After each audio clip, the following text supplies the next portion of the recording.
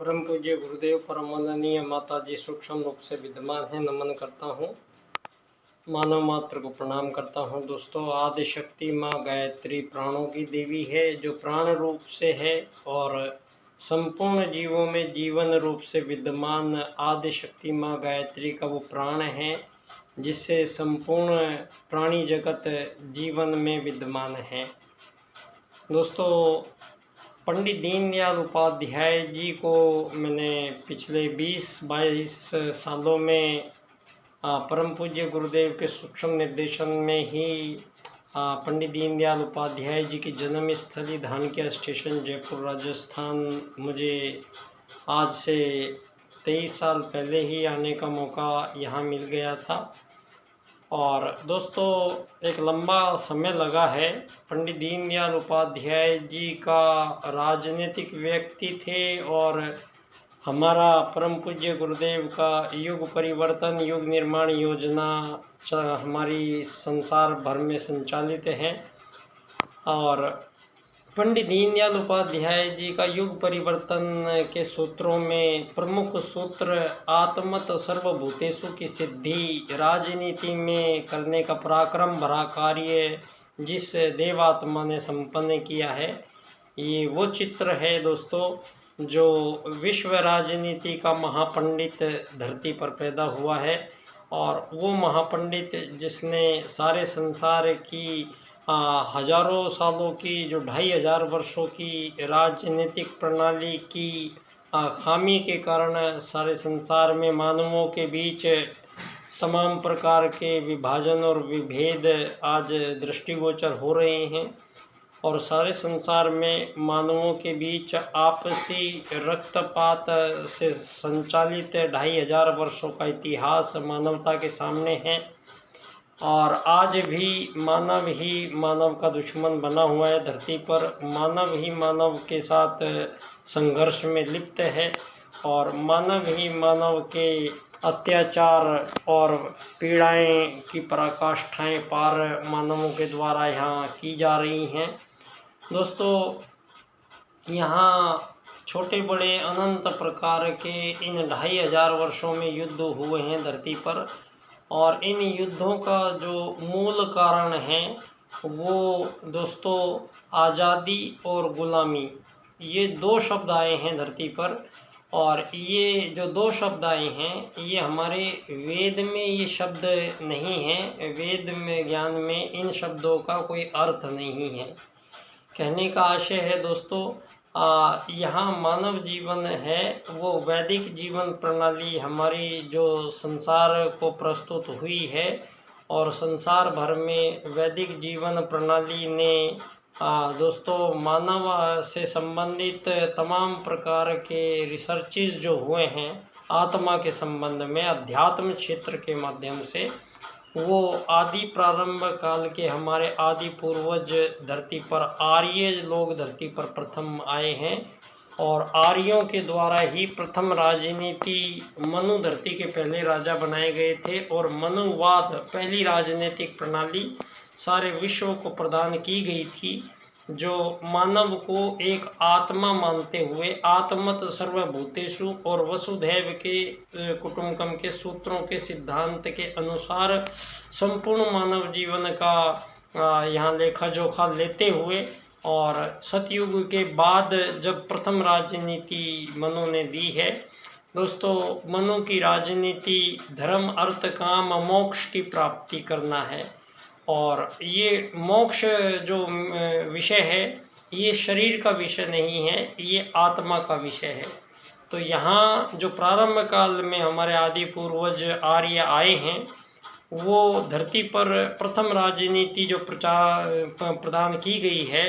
वो मानव को एक आत्मा मानते हुए और मानव शरीर को एक प्रयोगशाला समझते हुए और यहाँ तमाम प्रकार के मानवीय विभेद मानवीय त्रुटियों का समापन करने वाले दो वैदिक सूत्रों के अनुसार मानव जीवन का सुसंचालन, यहाँ 84 लाख प्रकार के जीव जंतु वृक्ष वनस्पति संपूर्ण प्राणी वर्ग में दो वैदिक सूत्रों के अनुसार ही परम सत्ता परमात्मा ने उनको सृष्टि में भेजा है। दोस्तों आत्मत सर्वभूतेषु का सूत्र चींटी, तोते, हाथी, कबूतर, शेर, मोर, बंदर, मधुमक्खी, चींटियाँ सभी आत्मत सर्वभूतेषु के सूत्र के अनुसार धरती पर अपने जीवन को काट रही हैं। और मानव के आगमन के पूर्व से ही, मानव के आगमन के साथ से ही लाखों करोड़ों वर्षों का मानवीय इतिहास आज सारी दुनिया के पुरातत्ववेत्ताओं की आधुनिक खोजों के बाद सारे संसार में मानव जाति के आगमन के संबंध में, मानव जाति के कार्यों के संबंध में, मानव जीवन के लक्ष्यों के संबंध में पिछले 2500 वर्षों में इतनी त्रुटियां मानवों ने लाई है। दोस्तों यहाँ इन 2500 वर्षों में आज यहाँ ये लोगों को गुलाम बनाया गया और गुलामी रक्तपात करके ही, तलवारों से काट काट कर मानवों को झंडे गाड़ गाड़ कर ये साम्राज्यवाद, मनुवाद के बाद में जब मनु का तिरस्कार भी हमारी ही मानवीय त्रुटियों का परिणाम रहा कि जो आर्यों के द्वारा निर्धारित समस्त ब्रह्मचर्यग्रस्त वानप्रस्थ संन्यास के रूप में मानव जीवन को 4 अवस्थाओं में प्रस्तुत करते हुए और प्रत्येक अवस्था के अनुसार मानव जीवन का उद्देश्यपूर्ण जीवन जीते हुए अपने चरम लक्ष्य, परम लक्ष्य को प्राप्त करते हुए मानव जीवन के बारे में संपूर्ण ज्ञान विज्ञान धारणाएं अवधारणाओं का प्रारंभ काल में ही आर्यों के द्वारा निर्धारण किया जा चुका था। और उन्हीं वैदिक सूत्रों के अनुसार मानव जीवन सतयुग में न राजा था, न प्रजा थी, न दंड था, न दांडिक थी। किसी भी प्रकार की मानवों के बीच में विभाजन विभेद यहाँ धरती पर नहीं थे। ये पिछले 2500 वर्षों में ही धरती पर मानवों के द्वारा मानवों को गुलाम बनाया गया है। और इन 2500 वर्षों में फिर आज़ादियों की लड़ाइयाँ लड़वाई गई हैं और आज़ादियों के रूप में धरती पर कृत्रिम सीमा रेखाओं का निर्माण कर करके और धरती पर मानवों के बीच आज़ादियों की लड़ाइयों को तेज करते चले जाना ही इस पूंजीवादी लोकतंत्र की स्थापना का मूल उद्देश्य है। आज सारे संसार की मानव जाति अलग अलग सीमा रेखाएं खींचकर और नित नए देशों का आगमन धरती पर मानव कर रहे हैं। लगभग 300 के लगभग सीमा रेखाएं बनाकर और सीमा रेखाओं में मानवों को कैद करके और उसको आज़ादी के बोर्ड से नवाजा गया है। दोस्तों हमारे वैदिक सूत्र आत्मत सर्वभूतेषु के अनुसार एक ही प्रजाति के किसी भी जीव में आपस में कोई आज़ादी, कोई गुलामी, कोई उनमें ऊंच नीच, कोई भेदभाव किसी भी प्रकार का, ये हमारे वैदिक सूत्र के आत्मत सर्वभूतेषु के अनुसार धरती पर मानवों के बीच किसी प्रकार का विभेद नहीं किया जा सकता है। इसी क्रम को प्रारंभ काल में हमारे आदि पूर्वज आर्यों के द्वारा जब प्रथम राजनीति आर्यों के द्वारा प्रदान की गई, मनु धरती के पहले राजा बनाए गए, तो वेद ज्ञान के अनुसार ही मानव जीवन के लक्ष्यों का निर्धारण प्रारंभ काल में ही कर दिया गया था।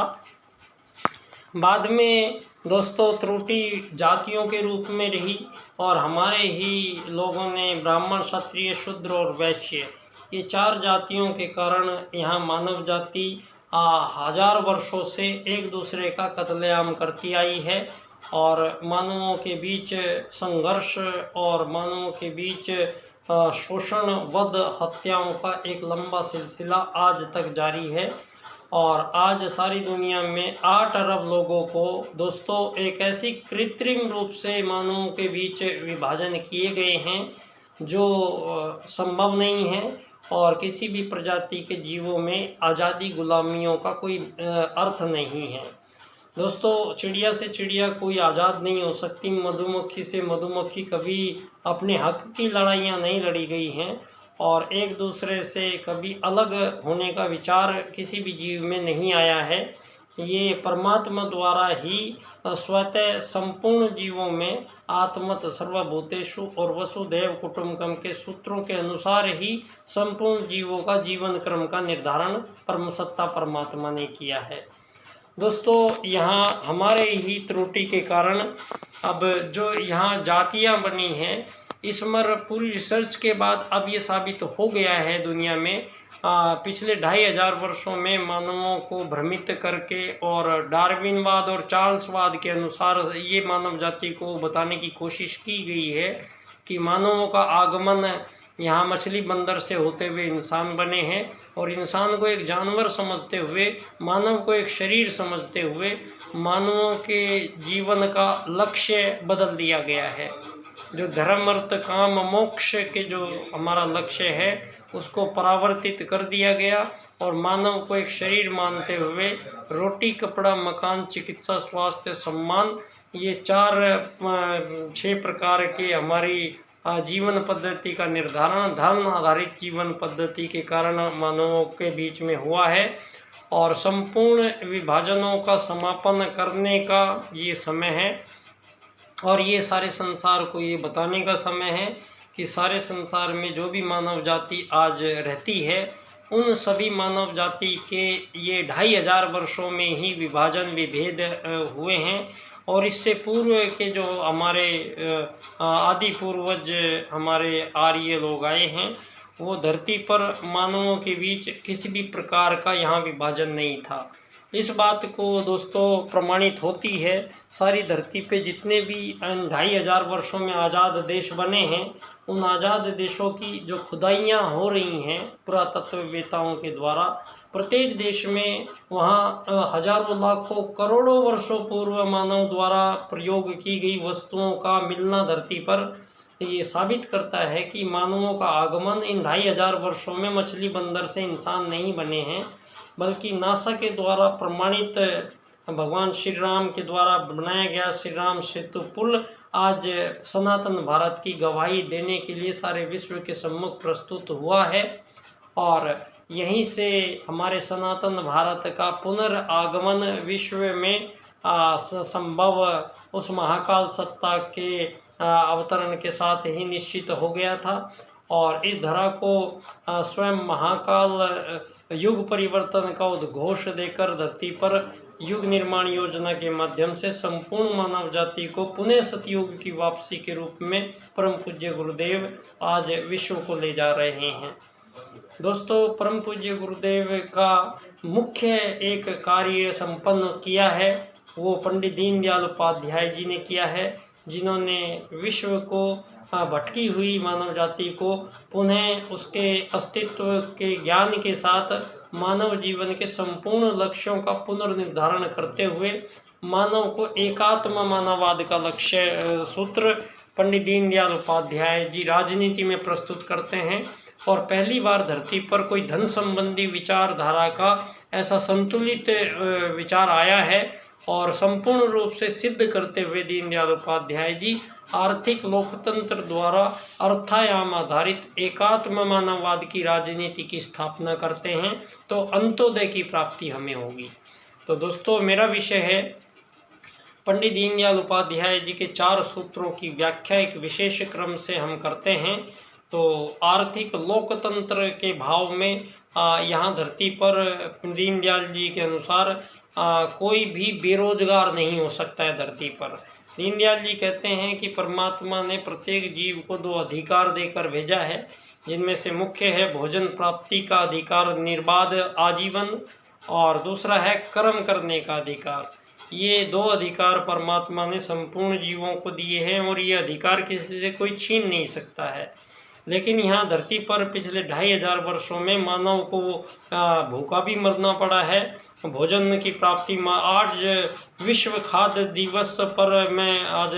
सारे संसार को चेतावनी देता हूँ दोस्तों कि मानव जाति को आज 8 करोड़ से ज़्यादा लोग अभी भी आज भी रोज़ भूखे रह रहे हैं, उनको खाने के लिए भोजन नहीं है, जबकि परमात्मा के द्वारा संपूर्ण जीवों को भोजन प्राप्ति के अधिकार के अंतर्गत चिड़िया से लेके तोता हाथी कबूतर शेर मोर बंदर बकरी चूहे चींटी मधुमक्खी सबको भोजन प्राप्ति करोड़ों लाखों अरबों साल से यहाँ धरती पर निर्बाध रूप से परमात्मा के आश्वासन के अनुसार सभी जीवों को भोजन प्राप्ति रोज होती है, निर्बाध होती है। और कोई भी जीव अगले दिन के लिए भोजन को जोड़कर नहीं रखता है, संभाल के नहीं रखता है।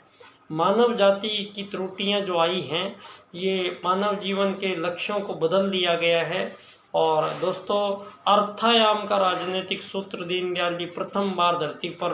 कहते हैं कि सनातन भारत में मानवों के बीच कोई वस्तु विनिमय या सेवा सहायता के बदले आपस में कोई धन, रुपया, पैसा, डॉलर, सोना, चांदी का लेन देन का विधान किसी भी जीवों के लिए नहीं है, मानव जीवन के लिए भी नहीं था। और ये पश्चिम की देन है, भारत का ये मूल विचार नहीं है। और किसी भी प्रकार के लेन देन की सभी प्रकार को संभावनाओं को समाप्त करते हुए दीनदयाल उपाध्याय जी अर्थायाम आधारित एकात्म मानववाद से सारी धरती पर मानवों के बीच जो भयानक रूप से सारी धरती पर फैला हुआ ये कैंसर है, ये है अमीर गरीब बनना। इस पद्धति को हमेशा के लिए समापन करने का ये समय है और इसका समापन करने के सूत्र प्रदान करते हैं दीनदयाल उपाध्याय जी, जहाँ सारी दुनिया के बीच, मानवों के बीच ये विकसित, अति विकसित, अल्प विकसित, विकासशील, ये G5, G10, G20, ये हिंदू, मुस्लिम, सिख, ईसाई, ये SC, ST, जनरल, OBC, ये अमीर गरीब, ये मालिक नौकर, ये इतने प्रकार के विभाजन विभेद आत्मत सर्वभूतेषु के सूत्र के विपरीत है। और इन्हीं सूत्रों के अनुसार मानव जीवन धरती पर रह सकता है और सभी जीव धरती पर इन्हीं सूत्रों के अनुसार जीवन यापन कर सकते हैं। मानव ने इन सूत्रों को तोड़ा है तो परिणाम के रूप में सारी मानव जाति आपस में ही आज युद्धरत है हजारों साल से। और संपूर्ण युद्धों में आज सबसे भयानक अंतिम विश्व युद्ध, परमाणु विश्व युद्ध की तैयारी में सारी मानव जाति आज लगी हुई है। आज सारी दुनिया में आर्टिफिशियल इंटेलिजेंस का प्रयोग कर सारी मानव जाति के लिए संकट इस कदर आ गया है धरती पर कि मानवों के लिए को कुछ काम करने के लिए बचेगा नहीं। तो धरती पर सवाल ये खड़ा हो जाता है कि मानव आखिर धरती पर जो आज तक कार्य करते रहे हैं, ये सारे कार्य करने के लिए मानव धरती पर नहीं आए थे। तो ये जो पूंजीवाद है, जो भौतिकवाद है, ये आपका सारा समापन की ओर जा रहा है और मानव को पुनः उस आत्मत सर्वभूतेषु के सूत्र के अनुसार एक आत्मा मानते हुए दीनदयाल उपाध्याय जी एकात्म मानववाद की राजनीति से सारे संसार के मानवों के बीच संपूर्ण विभेदों का, विभाजनों का समापन करते हैं। दोस्तों, मेरा विषय है एकात्म मानववाद एवं समग्र व संपूर्ण वैश्वीकरणवाद, टोटल एंड कंप्लीट ग्लोबलाइजेशन।